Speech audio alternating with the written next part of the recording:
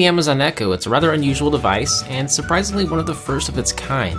It's a speaker with a rather intelligent voice assistant formerly named Alexa. She's always on, she's always connected, and she's always ready to give you information and carry out tasks. Now, from a hardware standpoint, the Amazon Echo consists of this black cylinder. It's made of plastic, but the build quality is pretty darn good. The bottom portion has holes for the speaker, while the top half is just a matted, smooth plastic. On the very bottom of the device, we have a port to power the Echo, and then up top we have a mute button, there's an action button, there's a light ring that goes around the top, and a 7 microphone array. And then inside and out of view, we have a reflex port, a 2.5-inch woofer, and a 2-inch tweeter to give you those crispy high notes and that deep, smooth bass. And in terms of sound quality, I found that the Amazon Echo actually delivers a very solid sound quality. I mean, it's very rich, it's certainly not tinny, and with the 360-degree speaker, it can actually fill up a room quite nicely. Now with that said, the Echo doesn't have the absolute best sound quality, but for the price, it's really not too bad at all, and I actually really enjoyed listening to smooth jazz through the Echo.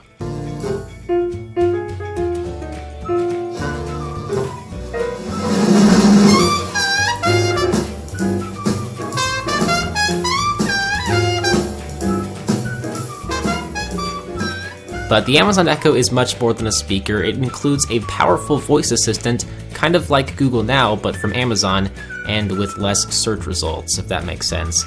The voice assistant is named Alexa, like I mentioned earlier, and you can ask her all sorts of questions. You can tell her to play music from Prime Music, or you can tell her to play music from Pandora.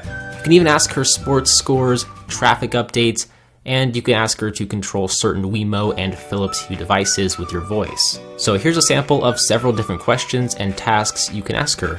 Alexa, play Modest Mouse on Pandora. Getting your Modest Mouse radio station from Pandora.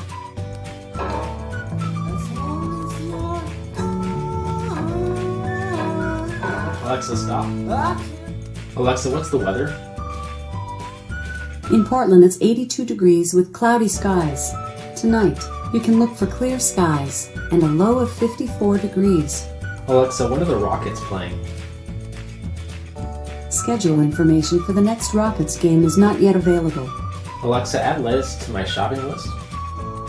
I've put lettuce on your shopping list. In addition to that, she's a personality similar to Siri and Cortana and can give you personal replies more so than Google Now. She's not terribly talkative, but here's a sample of some of the replies she can give you. Alexa, what are you wearing? They don't make clothes for me. Alexa, how old are you? I was released November 6th, 2014. Alexa, what do you think of Siri? Siri's a great app, but I'm different. Alexa, what's your favorite color? My favorite's blue. No, wait, yellow. Alexa, tell me a joke. Why was the broom late? It overswept. Got him! Now, she works in conjunction with the Amazon Echo app, which is compatible with iOS, Android, and Fire OS devices. From the app, you can control all aspects of the device. You can view to-do lists and shopping lists, timers, alarms. You can control music playback through Prime, Pandora, iHeartRadio, TuneIn. You can even enable voice purchasing and one-click payment methods, which is kind of cool, but it also makes me a little bit nervous, especially with other people using this device, so I disabled it.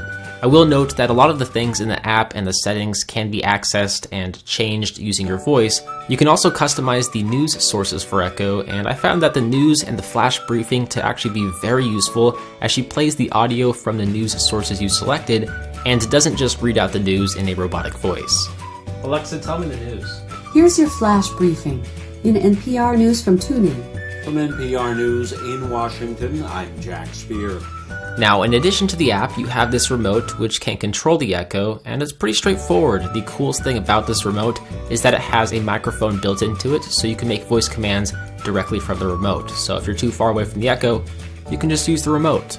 But the Amazon Echo is designed to be placed in the middle of your room so that it will be conveniently able to give you information, and that's exactly how I used it throughout the past couple of weeks.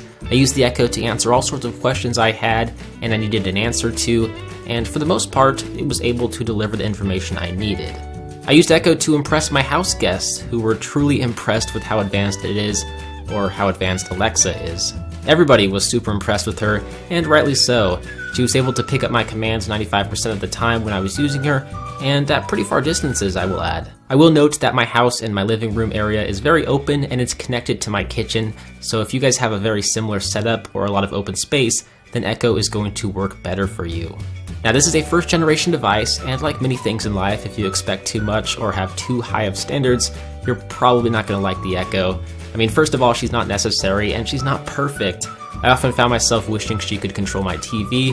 I also wish she relied on non-Amazon web services like Google to further improve her sources of information, because a lot of seemingly simple information-based questions she just couldn't answer, which could be really frustrating.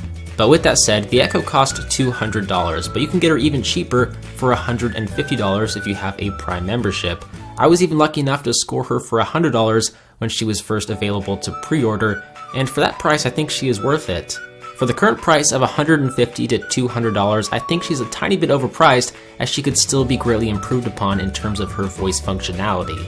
I mean, sound quality is surprisingly good. I mean, for a Bluetooth speaker of this caliber, you're going to probably pay a similar price without all of the bells and whistles that Echo features, so I think you probably could justify the price from that aspect. Keeping in mind that there's no auxiliary port, so you will have to rely on Prime Music and the compatible apps, or you can stream music via Bluetooth from your smartphone or your tablet. Alexa is just the icing on the cake to this futuristic Bluetooth speaker. Since she is based in the cloud, her functionality will continue to improve. While the Echo, once again, is far from necessary and isn't perfect, I have actively enjoyed using the Echo, and while I think she's not quite ready for prime time, she's still pretty darn impressive. And if you're on the fence about purchasing the Echo, either take advantage of the Prime discount or wait a little bit longer until she becomes more compatible with more apps and services that you'd actually use and enjoy. For example, just in the past few months, she received an update with Pandora support, traffic updates, and the ability to control some of your smart appliances. So her functionality is always expanding.